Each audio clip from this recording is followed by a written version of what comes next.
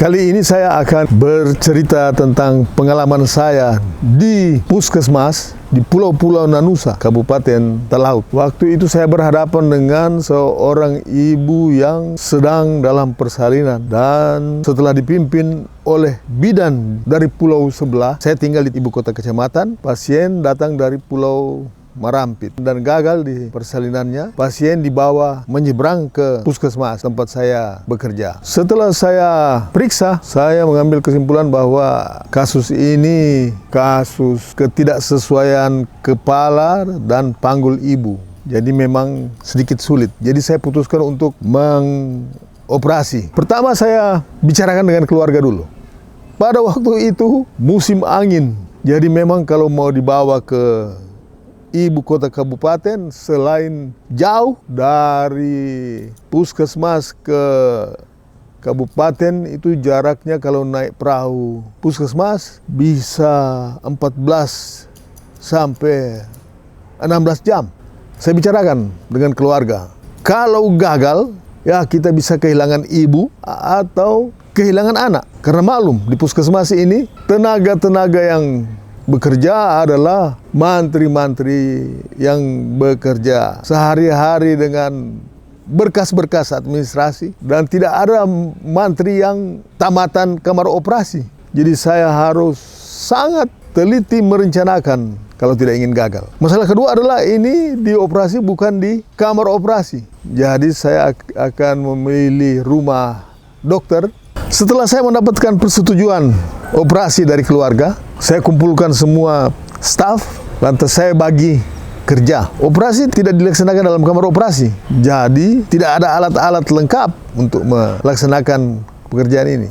Misalnya, setelah perut terbuka, rahim dibuka, maka air ketuban akan meluap. Di puskesmas tidak ada alat untuk mengisap cairan yang keluar dari air ketuban. Tidak ada alat untuk mengisap darah yang meleleh dari bekas irisan. Jadi persiapan kain khas harus banyak supaya di setiap perdarahan diisap dengan kain. Air ketuban diisap dengan cara seorang mantri akan saya beli pipa 6-7 meter. Ujung pipa itu disterilkan lebih dulu. Ujung pipa dimasukkan ke dalam perut ibu, dan di ujung sebelah sana seorang mantri laki-laki mengisap cairan dari isi perut itu. Masalah lain adalah obat bius. Saya sedikit beruntung karena pada waktu setelah selesai sekolah dulu, saya pergi menimba pengalaman di Rumah Sakit Bethesda Jogja. Waktu itu saya diikutkan dalam tim operasi sterilisasi wanita. Jadi obat bius yang digunakan waktu itu adalah ketelar dan diazepam.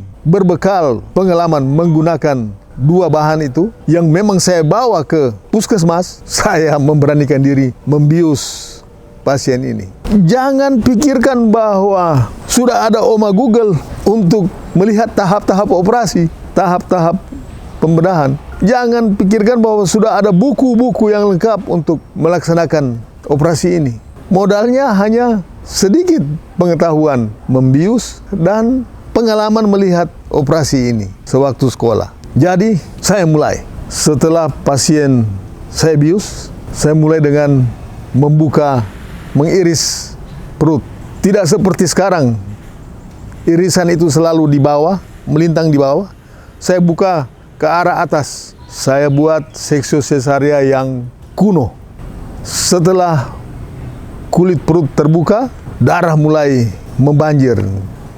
Saya pakai kain khas yang memang di puskesmas cukup banyak untuk nyerap darah yang saya teruskan dengan membuka rahim. Pada waktu air ketuban sudah meluap, saya dapati bahwa air ketubannya keruh dan kotor, sudah bercampur dengan kotoran. Itu tanda bahwa bayi yang sedang dalam persalinan sudah mengalami distres pernapasan, sudah kekurangan oksigen, sudah kesulitan.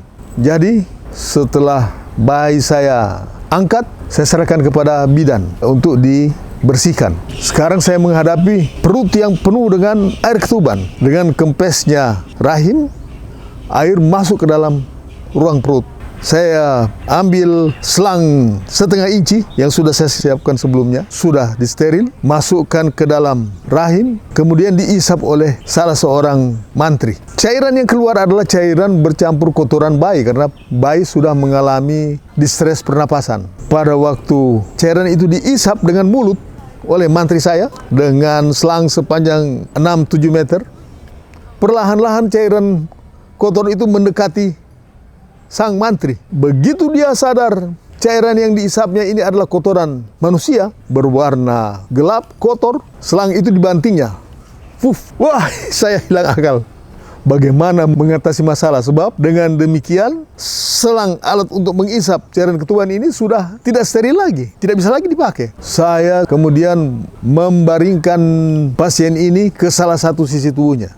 Jadi dia posisi miring. Saya suruh buka itu cairan-cairan infus, lantas 4-5 perawat membasuh isi perut rahim dengan meramas botol infus. Dengan sendirinya cairan itu akan keluar. Sementara saya bekerja, bidan yang menolong bayi itu berkata, bayi belum sadar. Rupanya karena antara waktu membius dengan waktu membuka perut ini cukup lama, bayi ikut kena bius. Saya berpikir, kalau ibu tidak bisa ditolong, setidak-tidaknya bayi harus hidup. Saya tinggalkan ibunya. Saya lakukan resusitasi pada bayi. Sampai akhirnya bayi menangis dan mulai bernapas. Setelah itu saya kembali ke ibu. Saya kembali membersihkan sisa-sisa kotoran dari dalam perut, lantas mulai menjahit kembali. Syukur kepada Tuhan, semua proses berlangsung baik dan ibu dan anak bisa selamat. Yang terjadi setelah operasi adalah luka operasi lama sembuh karena maklum obat yang ada pada waktu itu tahun 1985 hanya ada amoksisilin dan ampicillin. Jadi setelah perawatan luka yang lama 2 minggu, saya putuskan untuk merujuk pasien ke rumah sakit pusat di Manado. Cerita singkat, ibu pulang dari Manado, lukanya segera sembuh karena mendapatkan antibiotik yang lebih bagus. Sampai sekarang anak yang dilahirkan ini sudah lulus sarjana keperawatan. Itu salah satu pengalaman saya menolong persalinan dengan cara operasi di puskesmas. Nantikan pengalaman saya berikut. Terima kasih.